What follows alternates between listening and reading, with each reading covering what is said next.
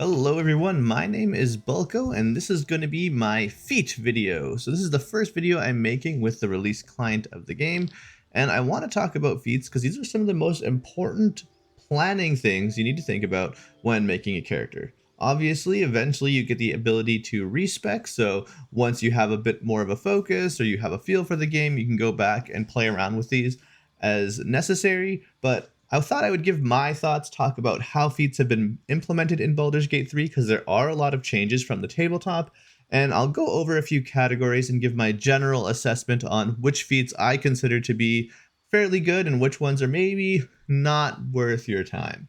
So, in broad strokes, let's talk about a few different categories of feats. So, first of all, feats generally take the place of your ability score improvements. You can either increase one ability score by 2, or something like that. Obviously wouldn't pick that, or 2 ability scores by 1. So this would be a totally fine way to increase your character, and for Shadowheart, getting that dex to 14 and wisdom up to 18 is awesome, right? We're now getting better benefit for our armor and our initiative. We're getting better spell saves, better spell attacks.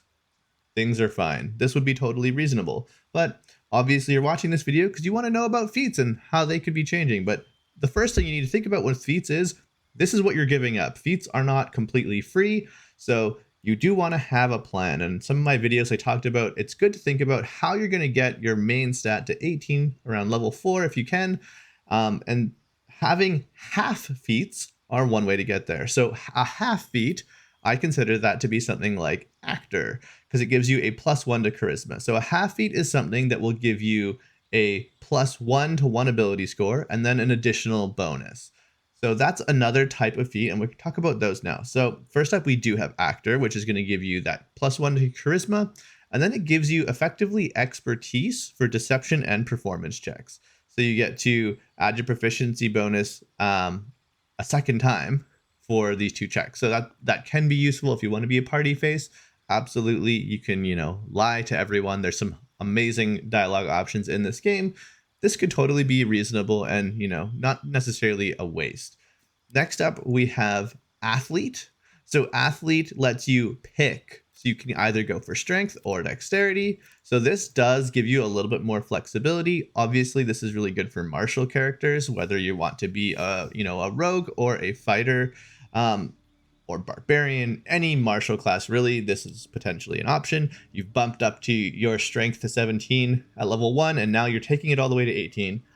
It should be noted that Athlete is much better on strength-based characters than dexterity-based characters, specifically because your jump distance is calculated based on your strength score. So this will actually give you 50% increased jump distance, which is huge. And for strength-based characters, if you have the bonus action to spare, jumping will actually let you move way further than simply walking. Not to mention the ability to travel across gaps and go through Z-axis, jump over dangerous terrain, all that kind of stuff. Even jumping over allies to get positioning better instead of walking around. It saves you a lot of movement. So Athlete is actually a totally viable pick. I really like it.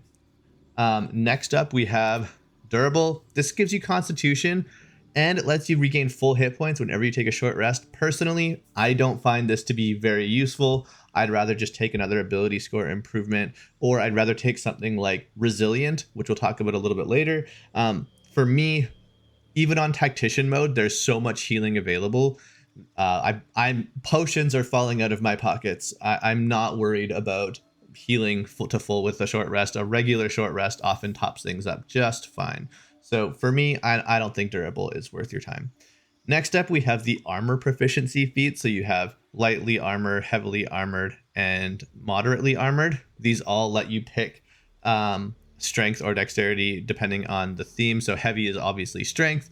Lighter would give you dexterity, and then medium lets you split it. Where is it? Moderately armored lets you split. This is okay because it also gives you armor proficiency.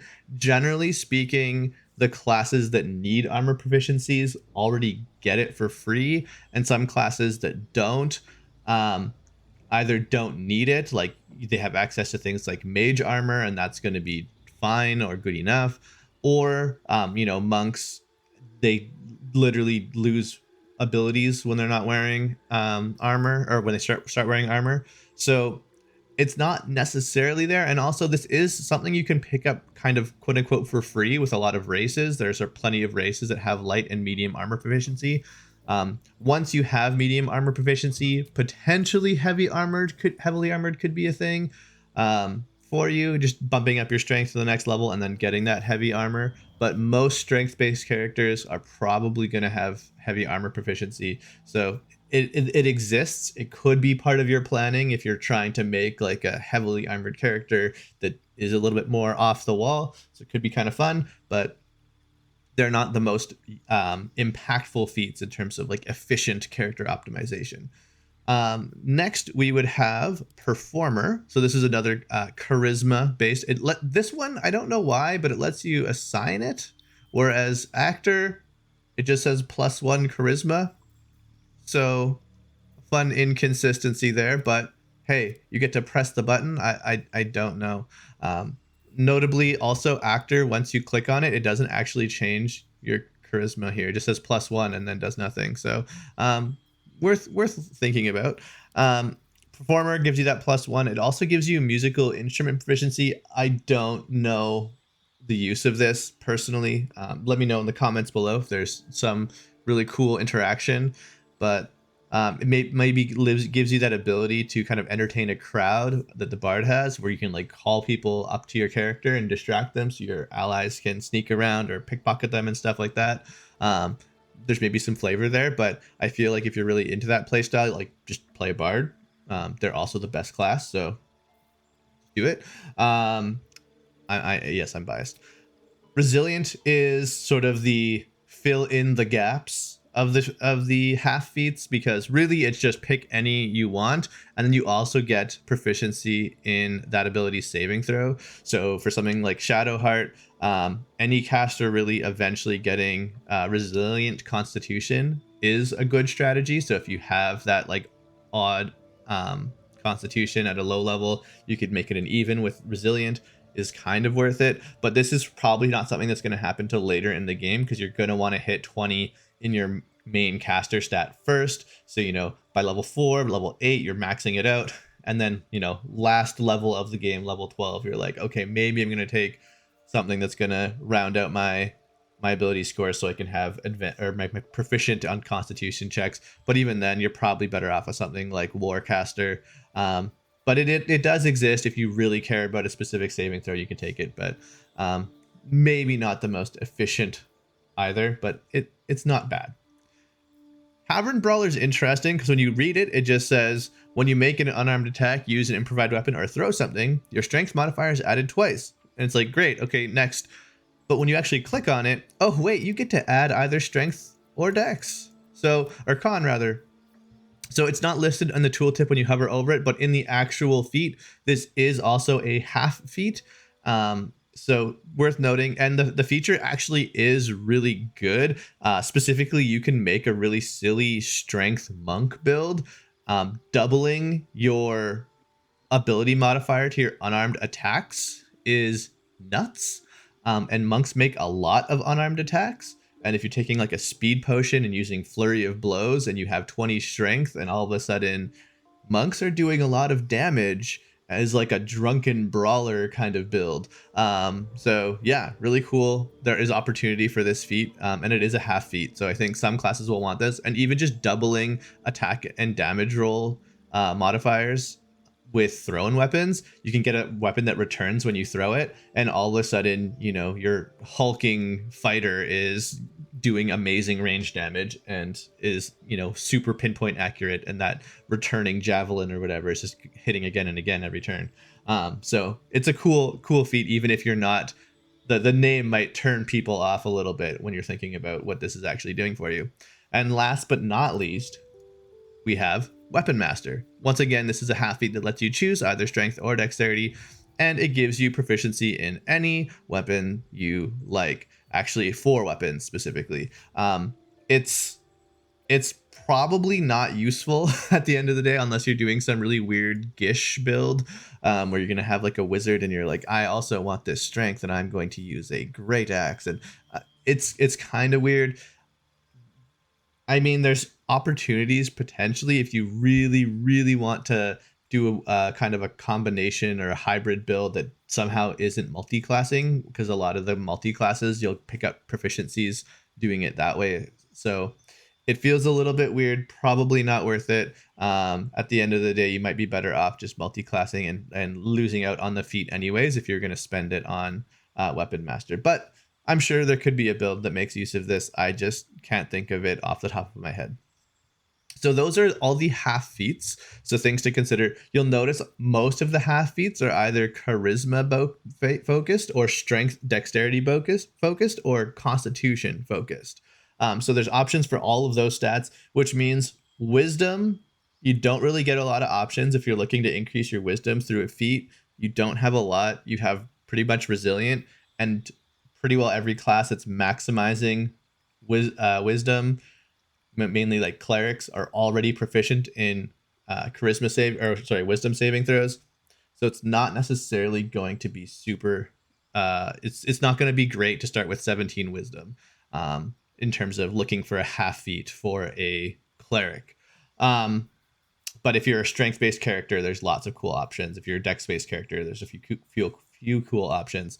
And then I already talked about how the Constitution one, it's not great either. It's okay. You might want to take Resilient for Constitution saving throws because that'll help you with concentration checks. But there's potentially other things you could be doing. So let's talk about some of the other kinds of feats. So generally, there's two other kinds inside of the half feats. There's feats that are going to give you, or I should say three other kinds. There's feats that are giving you proficiencies. So these are just like skill or weapon and armor proficiencies. Some of these we already talked a little bit about with the half feats. There's feats that are going to give you access to abilities from other classes' toolkits. So for example, all the magic initiative feats are like that. And then finally, there's feats that give you unique abilities. So abilities that you only get access to by taking the feat. And these, we'll kind of go through the list and talk about all the feats we haven't talked about, and I'll give a bit of a ranking as we go. So alert, you get a +5 bonus to initiative and can't be surprised. This is actually not too bad. I personally love the bonus to initiative, especially when you're playing on tactician and you want to have your controller go first.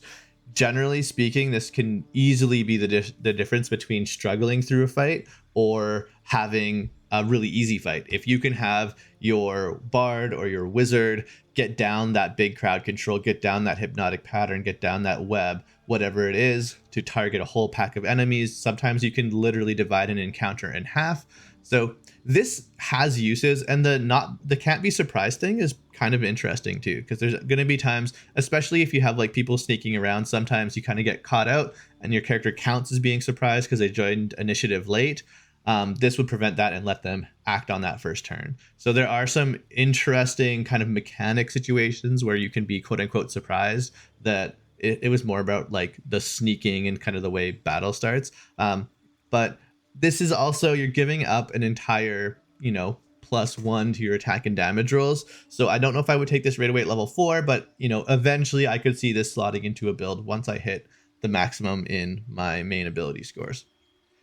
We already talked about how Athlete is really cool. Charger, this lets you charge to do a weapon attack and charge to do a shoving attack. So this gives you a little bit more mobility.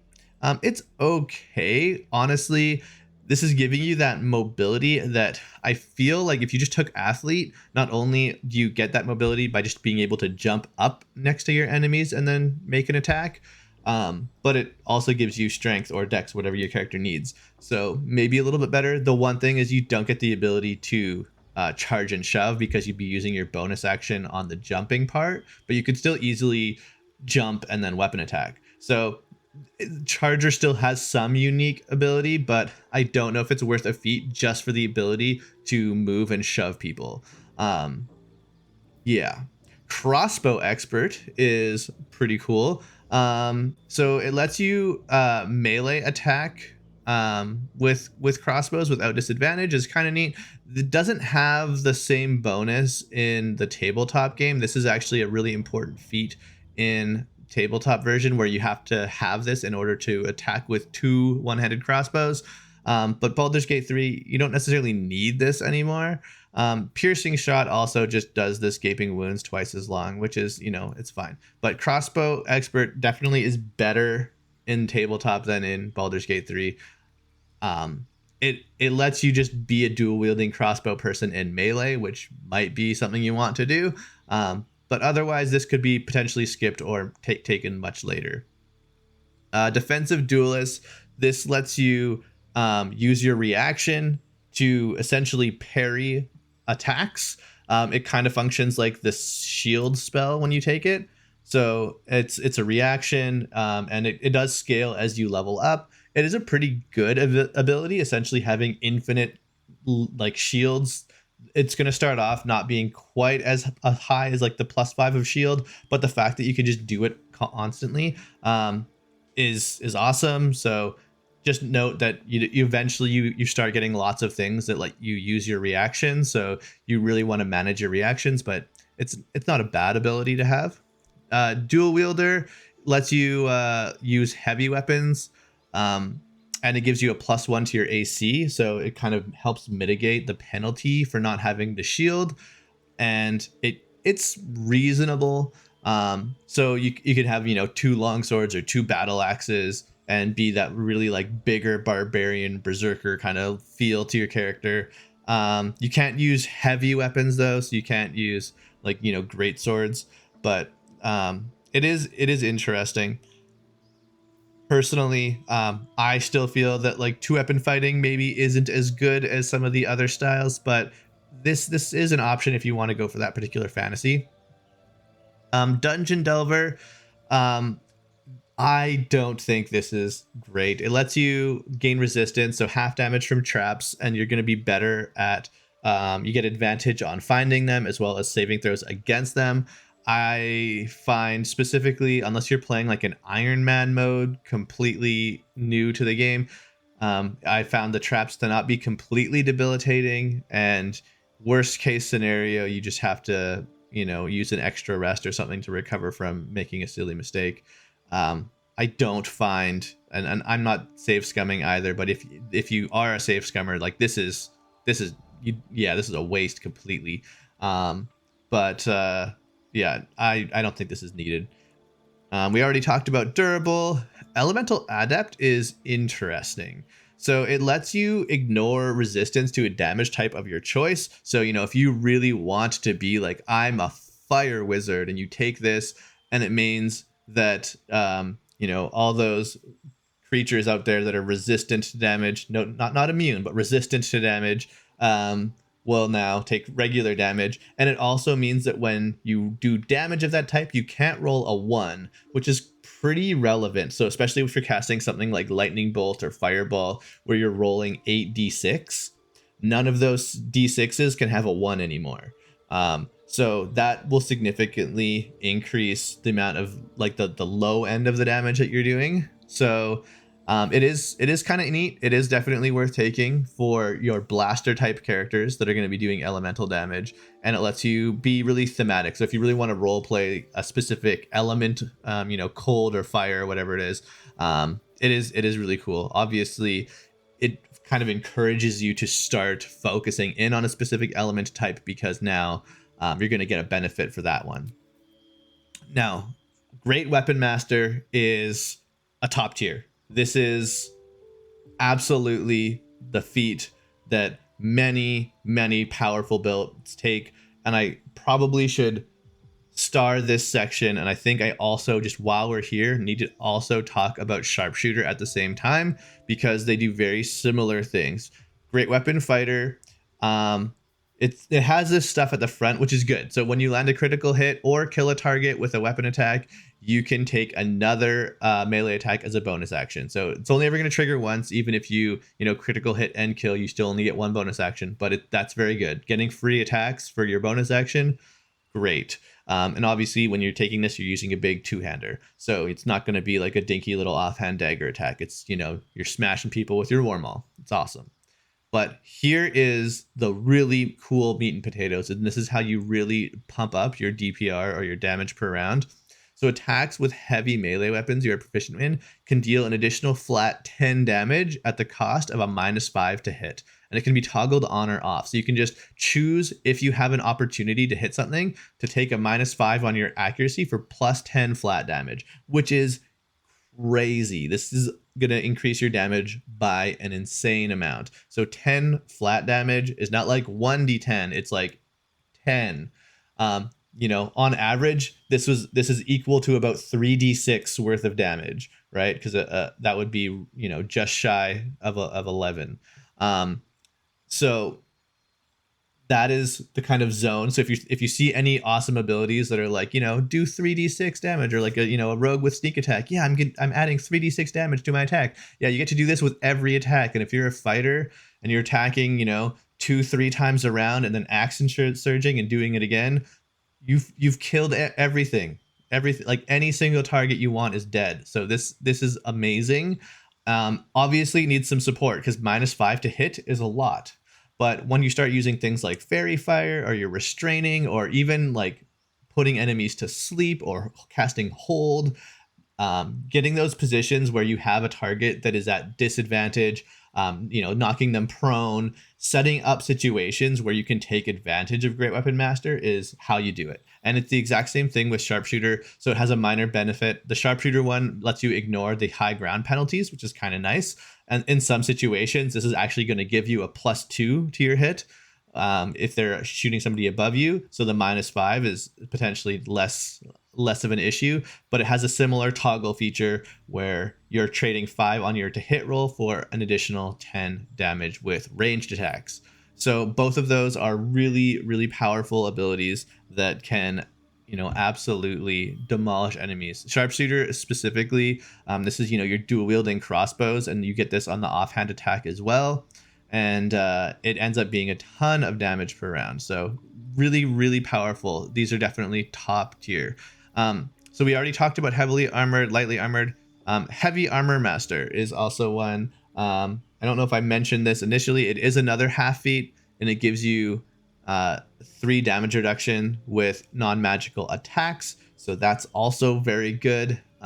It's just going to make you a little bit tankier. Definitely a half feat you could consider. Lucky is a fantastic feat that gives you unique abilities. So you get these luck points, and essentially you can use them whenever you want to gain advantage on attack rolls, ability checks, or saving throws, or making an enemy re-roll their attack rolls. So lots of things you can do with these. It's super fun. You do kind of burn through them pretty quickly, or potentially, and they do come back on a long rest, but they are really good. It is really fun to have this specifically on the tabletop. I suspect that in Baldur's Gate 3, you might burn through them a lot because there's a lot of checks in combat, but they are good. Mage Slayer is okay. There's probably better things you could be doing. It gives you advantage on saving throws when you're in melee range with a caster, and you can use your reaction to immediately attack them. And then when you smack enemies, they get disadvantage on their concentration saving throws. So against casters, obviously this is amazing, but it is going to be really situational. And a lot of times this feat is going to do very little to nothing in many encounters. All the magic initiate feats are kind of fun. Potentially if you want it to be, get a little bit of splash, or if you wanted to add a first level spell, if you're a wizard and potentially you wanted to think about getting a spell that's not on your spell list from like the cleric or something, for example, just note that whatever class you're taking it from, you're taking it from, it's going to use that class's casting stat. So something that's pretty fun might be taking, if you're not a wizard, taking the spell shield and then getting to like use that, but it's only once per long rest. It's not super useful in that sense. You're not going to get a ton of mileage out of it, but there are going to be some spells that are high impact. So something like Longstrider, for example, just being able to have that 3 meters of movement for the whole duration, you could potentially do something like that. And then obviously picking up a cantrip is a thing as well. I think I can't take it and I can't show you it because Shadowheart already has guidance, but that would be a big one to pick up if you don't have a cleric or druid in your party and you want access to guidance.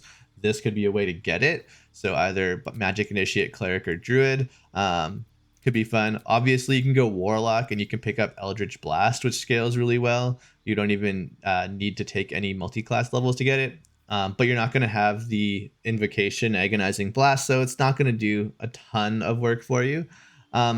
It does say here your spellcasting ability for all 3 spells is charisma, but when you select it, it actually says your spell attack is using your wisdom.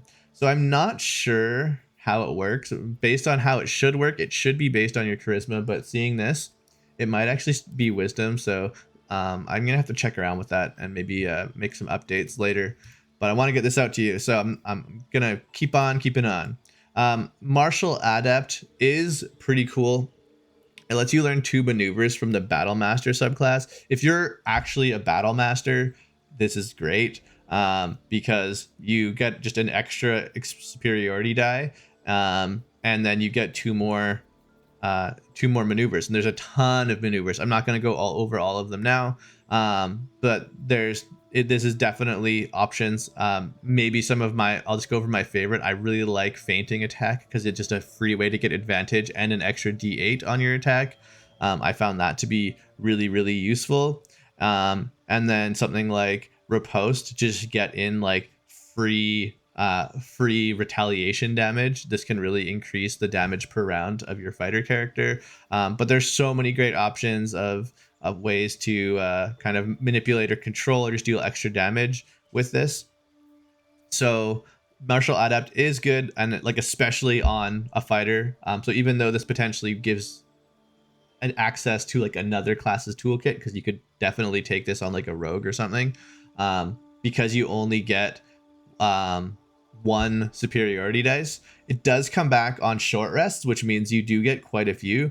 You're gonna get 3 per long rest, which is great. But if you already have superiority dice from being a battle master, it just gets added to the pool, which is really cool. Mobile is not amazing.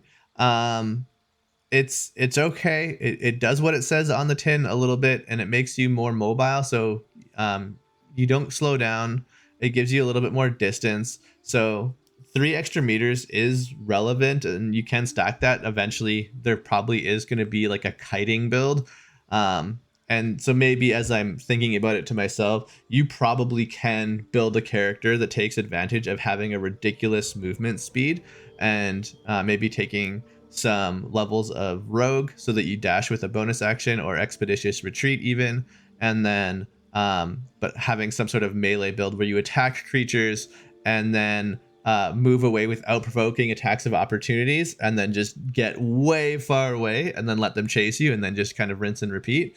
There might be a cheesy build that you could do something with mobility actually, but other than that, it's okay. Probably not worth taking.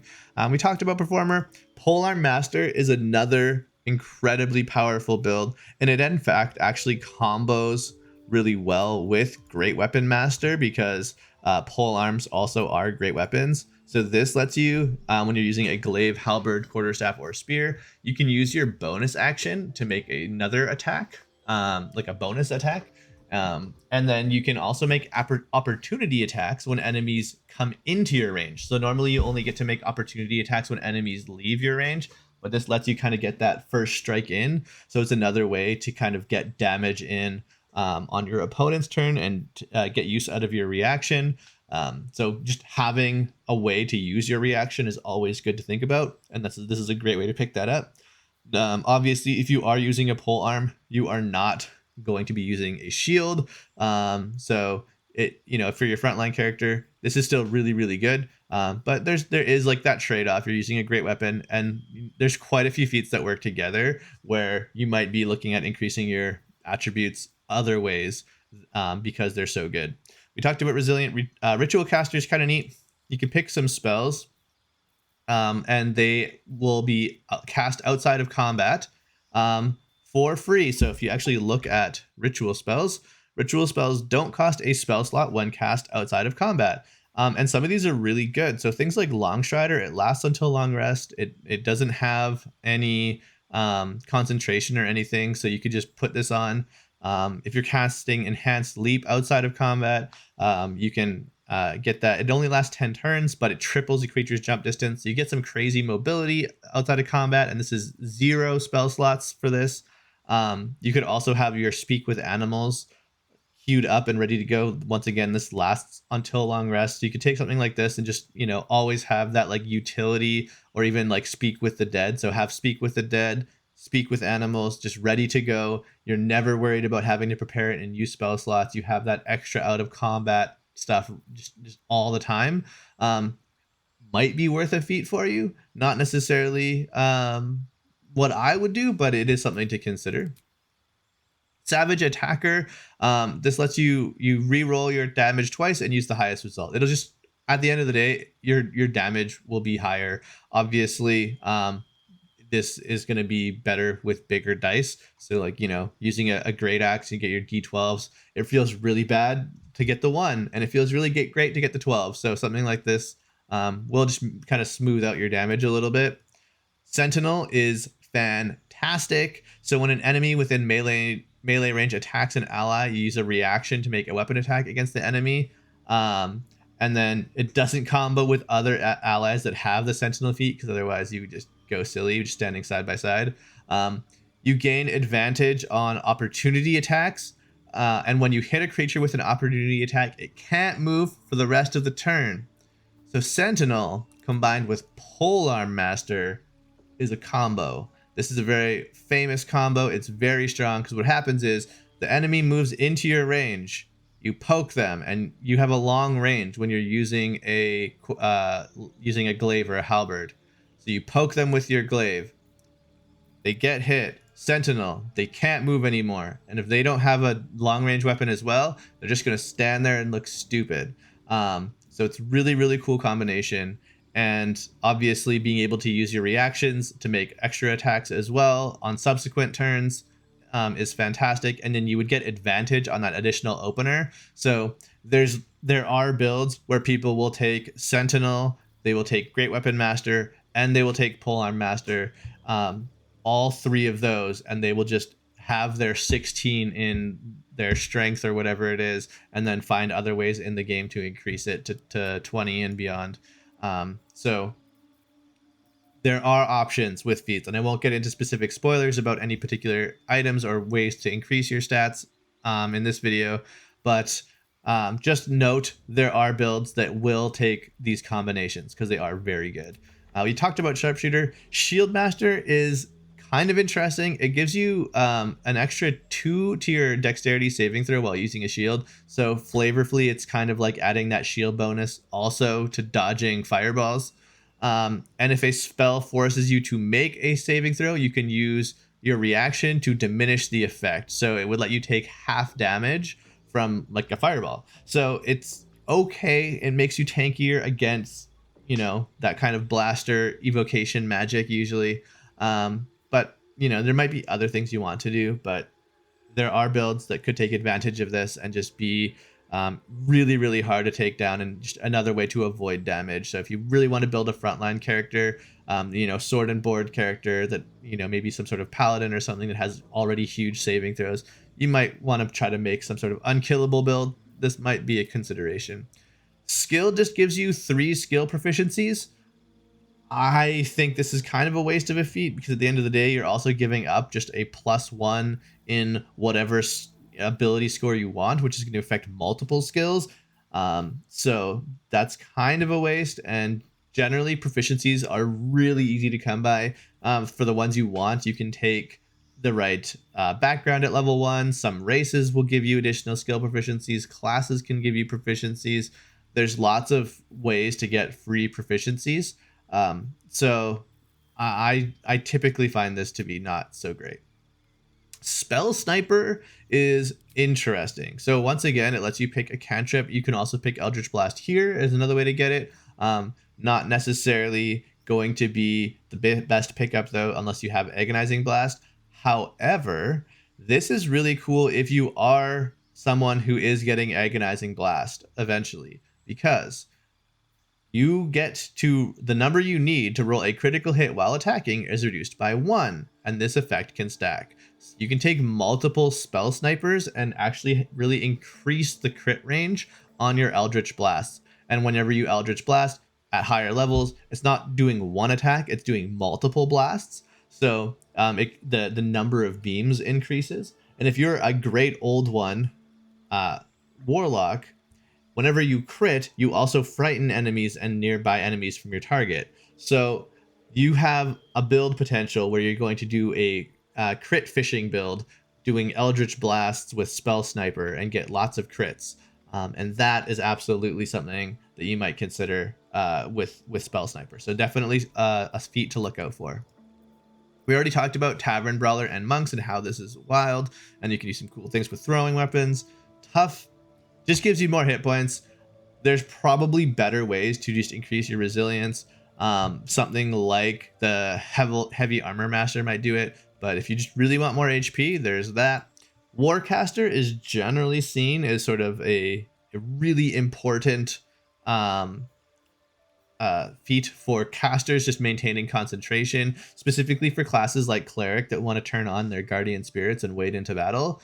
So it is good, but there are ways to get advantage on concentration saving throws with elixirs and consumables in the game. So there are other ways to get this. So this isn't necessarily a really important unique feature. The unique part about this is using a reaction to cast Shocking Grasp as targets move out of melee range.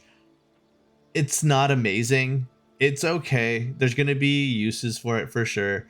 Warcaster is sometimes seen as a pickup. In the tabletop version of the game, it also lets you cast with your hands full. If you're getting really noodly with the rules and enforcing casters to require empty hands for somatic components and things like that. But Baldur's Gate 3, you can, weapon swap freely. You can cast spells with a sword and shield in hand.